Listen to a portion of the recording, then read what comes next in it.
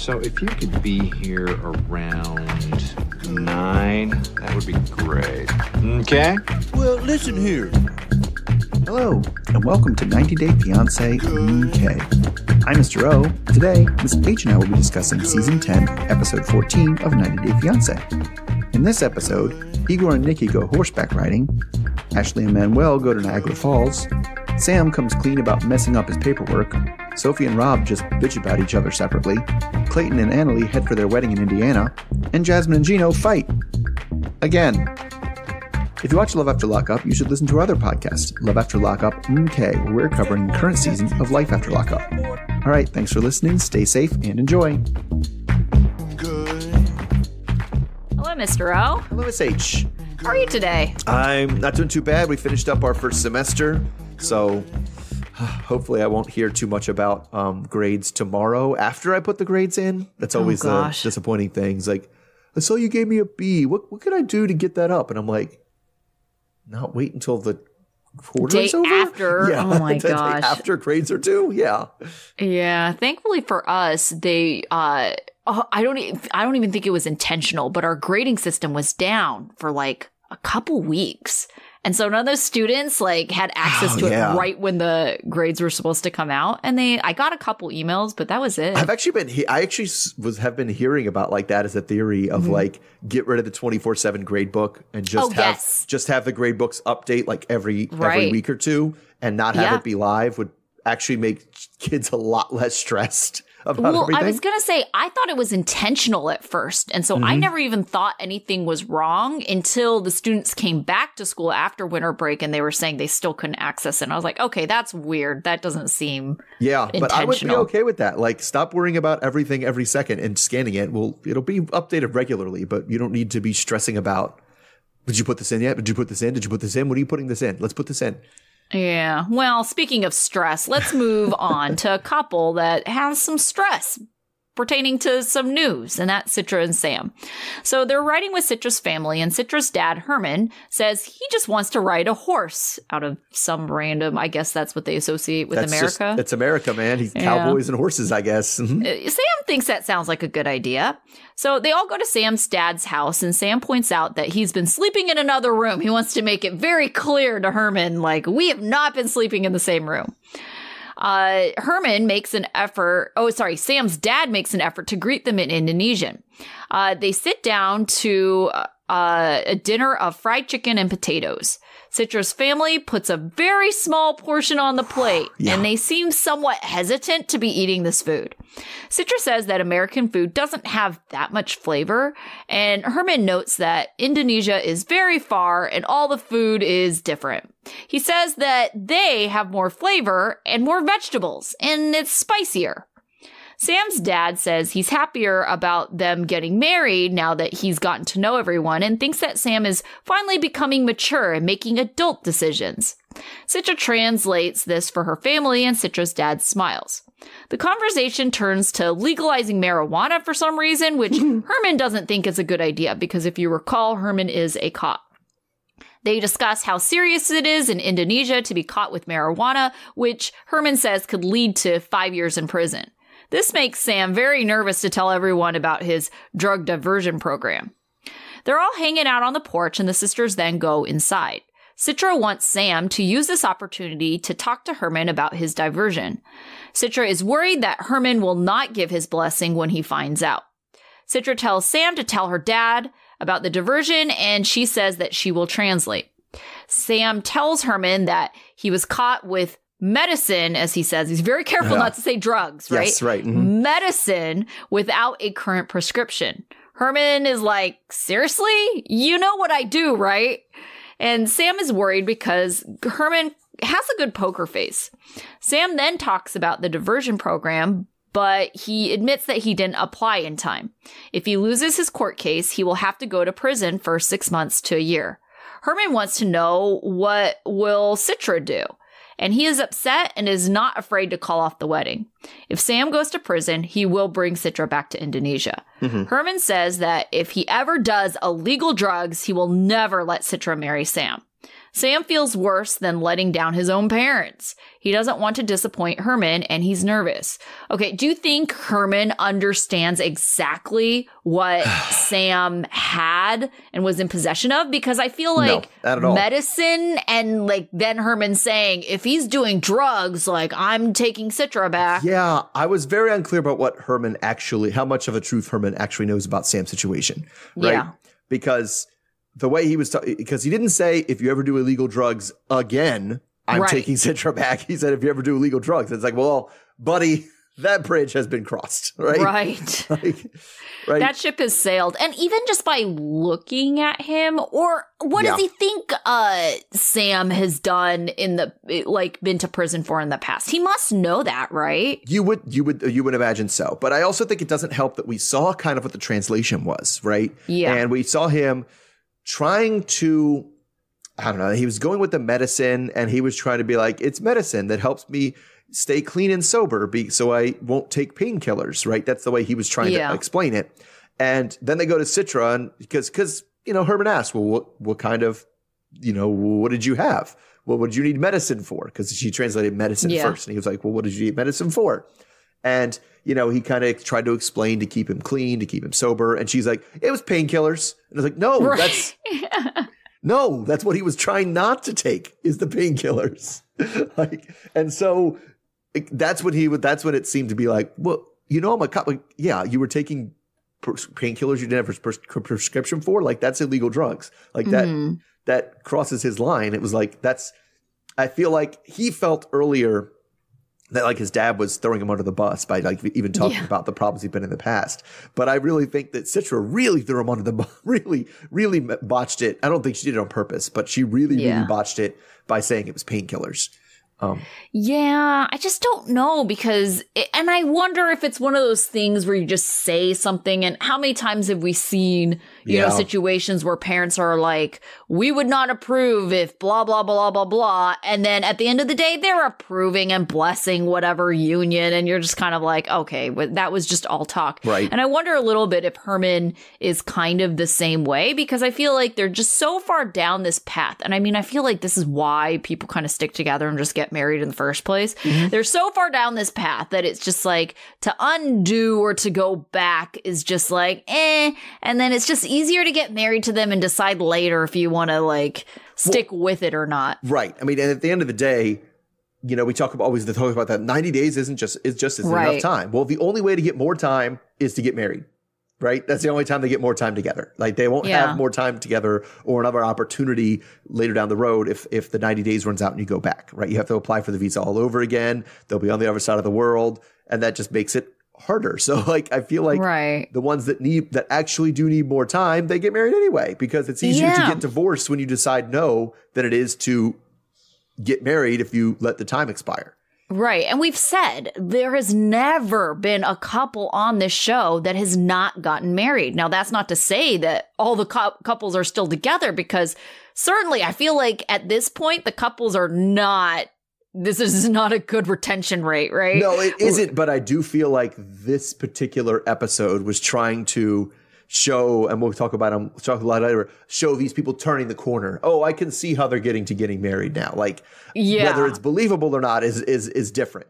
But yes, I think he's talking about him. However, I think the one thing he's probably not just all talk about is if he's in jail. Because if he's in jail, he's like, why are you here? What's the point of you being in America with a husband that's in jail or a fiance that's in jail? Like, just right. And how uncomfortable for her, because she's not even living. Well, Sam isn't living by himself, so she wouldn't be living by herself. It would be like she'd be living with Sam's dad. Like, what an awkward situation. She might as well go home and live with her dad. I feel like she would prefer to go back to India, especially once you have, I don't know, because we don't know what the rules are about, like, there's a certain amount of time before they can go back and forth, right? It would have to be another visa to get.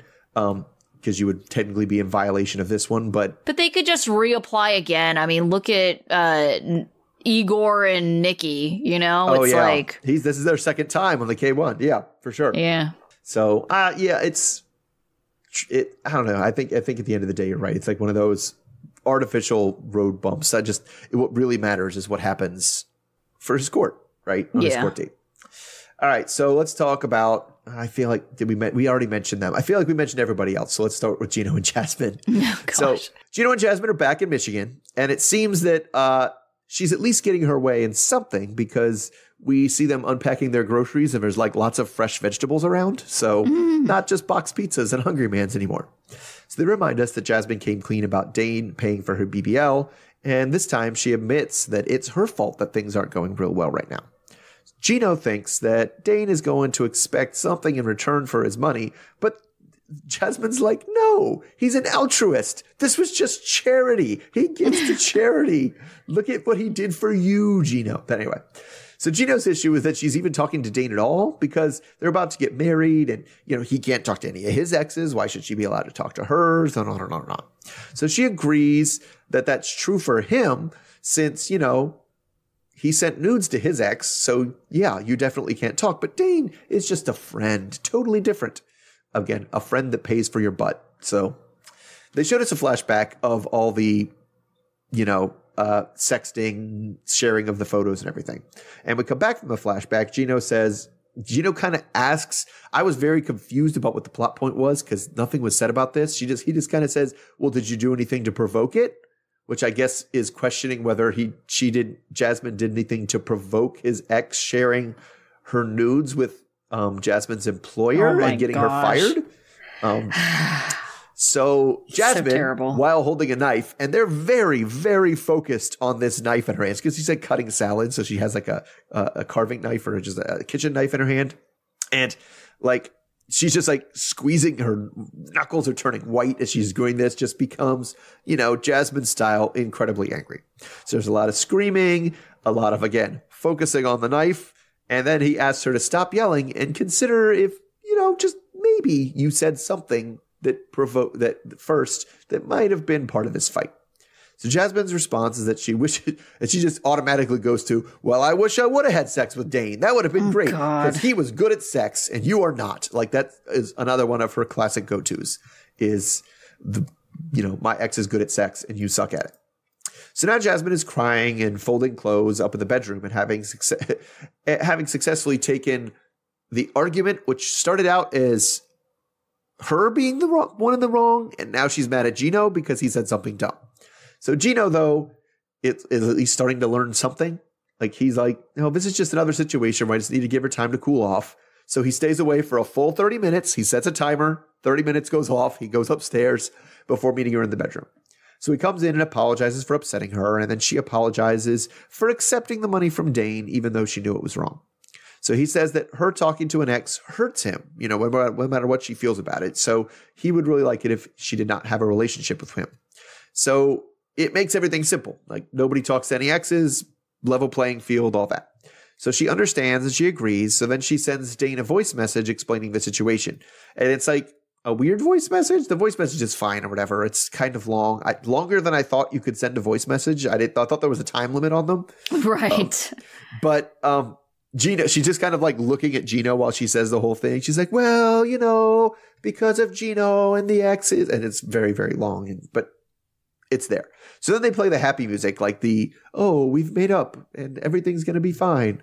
Now that they've both put their exes in their past and they're like, oh, they're dead to us. I can't even remember his name. Ha ha ha. Okay. So that's where things ended off with them. Like, so how many times are they going to replay this damn show?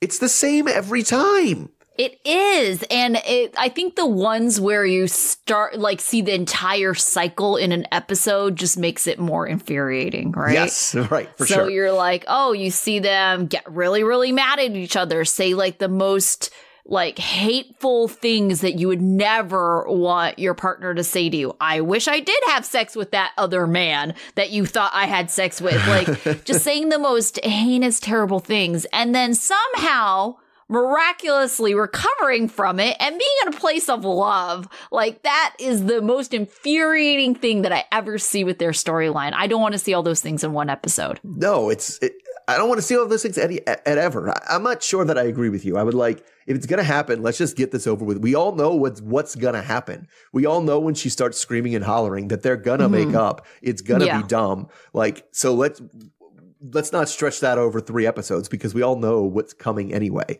Well, Well, but I mean, every episode is like this, right? You see like a cycle, right? And it's annoying. It's like, I think we've been saying this for like at least 4 or 5 episodes. Like, we just don't care about this couple. And it's because we see this entire cycle play out every episode. And it's just like, all right, I can make a prediction what's going to happen next week. They're going to have an argument about something. They're going to say ridiculous things to one another. And the thing is that even the ridiculous things aren't unpredictably ridiculous things. Yeah. She's going to talk about, I either did or wish I would have fucked this other guy, Dane specifically, because he's way better in bed and has a bigger dick than you. Like, that's what she's going to say, right?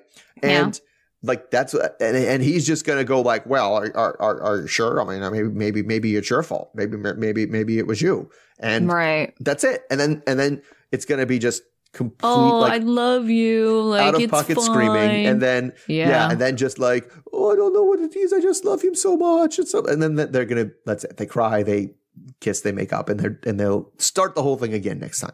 Okay, well, a couple that's starting to follow that pattern a little bit is Ashley and Manuel.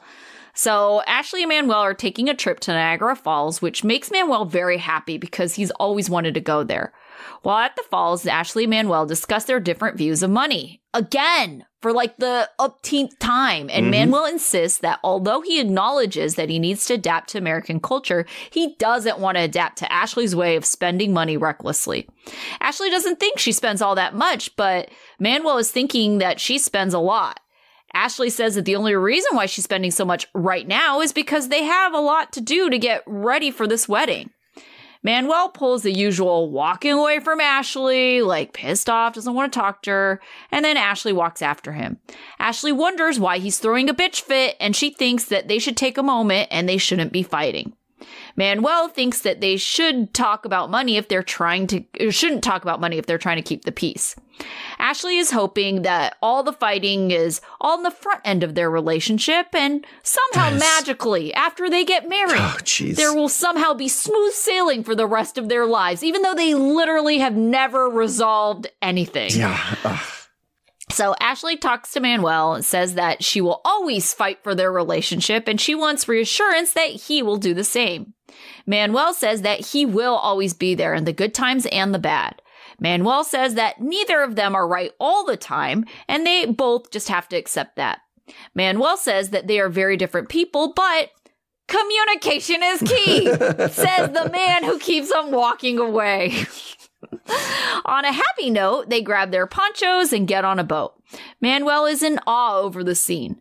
Manuel thanks Ashley for the surprise and hopes there are more surprises yet to come in their relationship. Ashley thinks the falls are magical and this is a magical experience, and she's so happy to be there with Manuel. Ashley says, and then goes into some spiel about how water is cleansing their relationship and giving them a fresh start. Ashley says she's going to start trusting Manuel. They both agree to fight for their relationship and get excited about getting married. All right, so I don't know, like, why does Manuel think that him walking away is a form of communication if he claims that communication is the key for them to get through everything? I mean, I think he could be a little more clear in communicating that he walks away when it gets to the point where it's just like, we're just going to yell the same thing at each other for 20 minutes, and that's not really communicating. We need to both cool off, and I'm going to go over here so we can cool off and have a more rational discussion because we're both emotional right now, right? But if you told Ashley you're being emotional, she's going to flip her shit, right? You can't tell her that, right? And that's part of the issue. I feel like that is that, man, she flips her shit a lot. Like, he's not great at communicating and he shuts down. But his greater point, and the kind of way you did it, she brings up, he's just enjoying this awesome scenery of this world landmark that he's, been desiring to see since he was a child, right? Yeah. And so why has she got to bring up, well, I feel like you need to adapt to American culture. Why would you bring that up right now? Like, well, that's weird. And he even plays along with it and just says, well, because the way I heard it, it wasn't even necessarily an attack on Ashley. She just took it that way. He was just like, well, I should adapt to American culture, but the one thing I don't want to be is somebody that just spends. for stuff I don't need. That's not a person I'm interested in being. And she's just like a hit dog will holler, and it's just like, well, I'm spending things on the wedding. And it was like, I don't think he mentioned your name when he said people spend a lot of money. Like, and that's really a you thing. And then gets all bent out of shape about it and starts yelling. And I'm like, well, what are we doing here? Because part of a good communication is picking the right moment to communicate. Right. Right. Like, it's not like, imagine you're in an unfamiliar city and you're driving and you're trying to get directions. Right. And then all of a sudden it's like, why haven't you proposed to me yet? And it's like, why? Like, that's not going to be a good communication time. Right. Right. Yeah, I was just going to say, these people should not be together. Like, yeah, they should. They just shouldn't. And it really frustrates me, like, Manuel, like, whatever about his communication thing. But it's like, you're walking away. Is that really communicating? And then on Ashley's part, the thing that I was just like, why do you think that somehow all of these problems are going to be resolved? Because it's like they fight, they have sex, but they never resolve anything. No. So it's going to continue in the same way, having the same cycle, which is why I'm starting to like shove them in the category of Gino and Jasmin. It's like we're seeing the same cycle play out every episode. Yeah, and yes, but I mean, the thing that bothered me about her was that thing that like, we'll just front loading. Like there's a finite number of arguments and rough patches for a relationship. And if we just front load them all and just get them all out of the way right now, then after that, or like it's the sound